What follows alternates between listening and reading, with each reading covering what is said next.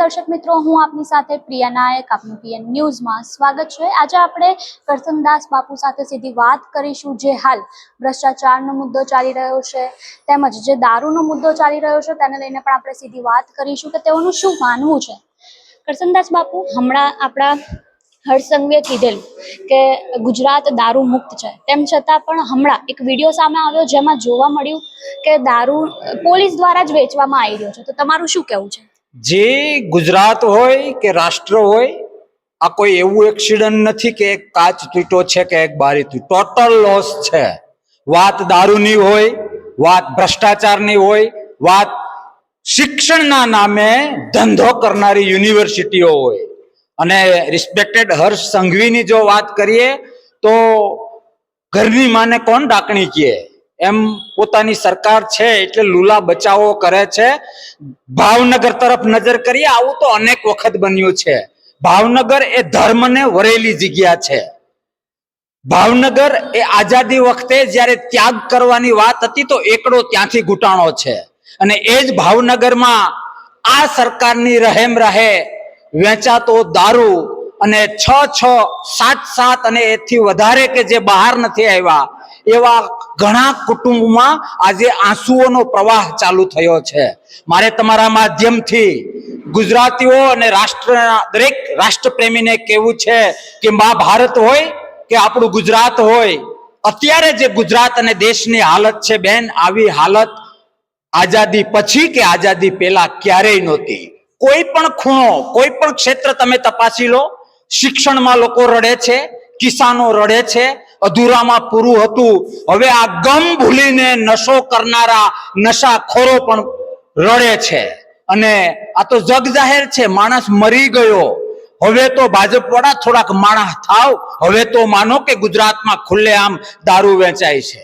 કોઈને ટ્રાય કરવો હોય તો ભાજપનો કોઈ પણ મિનિસ્ટર કે એમએલએ આવે એ પેલા દૂધનો ઓર્ડર આપે, હું સામે ઓનલાઈન દારૂનો ઓર્ડર આપું, જો દૂધ પેલા દારૂ ન આવે તો હું જીવતા સમાધિ લેવા માટે તૈયાર છું। કેવી વાતો કરો છો તમે? બહુ ખરાબ હાલત તરફ ગુજરાત જઈ રહ્યું છે। લોકશાહી અને ગુજરાતને થોડો ઘણો પણ પ્રેમ કરતા હો તો સુધરો। સરકાર અને સત્તા તો આવે અને જાય, ગુજરાત કાયમી છે, મા ભારત કાયમી છે। અને ભાવનગરની ટૂંક સમયમાં હું મુલાકાત લેવાનો પ્રયત્ન કરીશ, અને દૂધનું દૂધ, પાણીનું પાણી, છઠ્ઠીનું ધાવણ જો આ સરકારને યાદ ન અપાવું તો મારું નામ ફેરવી નાખજો। જી, હમણાં જે લઠ્ઠાકાંડ થયું તેને લઈને તમારું શું કહેવું છે?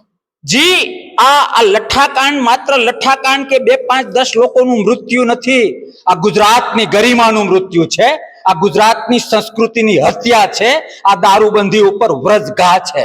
શા માટે આવા નાટક કરે છે? ખુલ્લમ ખુલ્લા વેચવાનું ચાલુ કરી દો ને।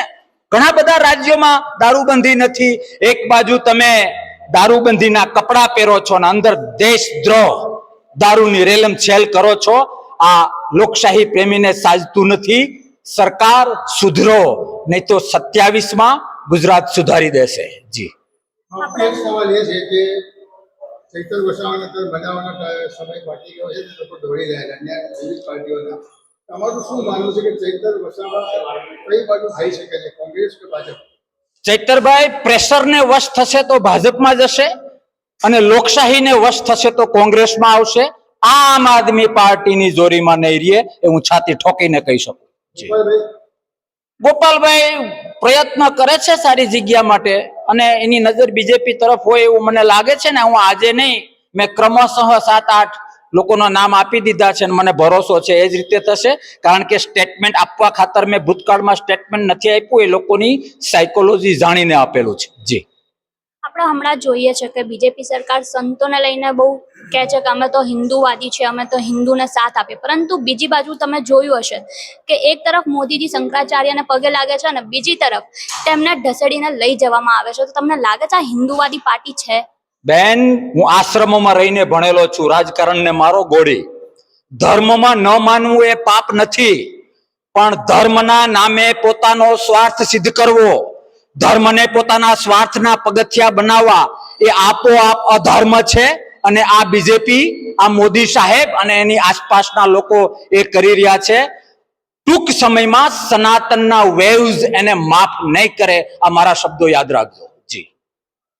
આપે જે રીતે જોયું કે કરસનદાસ બાપુએ જે લઠ્ઠા કાંડને લઈને વાત કરી છે, તેમજ ભાજપ સરકાર દ્વારા જે સંતો સાથે વ્યવહાર કરવામાં આવે છે તેને લઈને નિંદા કરી છે કે આ ખૂબ જ ખરાબ વસ્તુ છે. તો તમારું આ અંગે શું કહેવું છે? અમને કમેન્ટ બોક્સમાં આપના મંતવ્યો જરૂરથી જણાવજો. નમસ્કાર.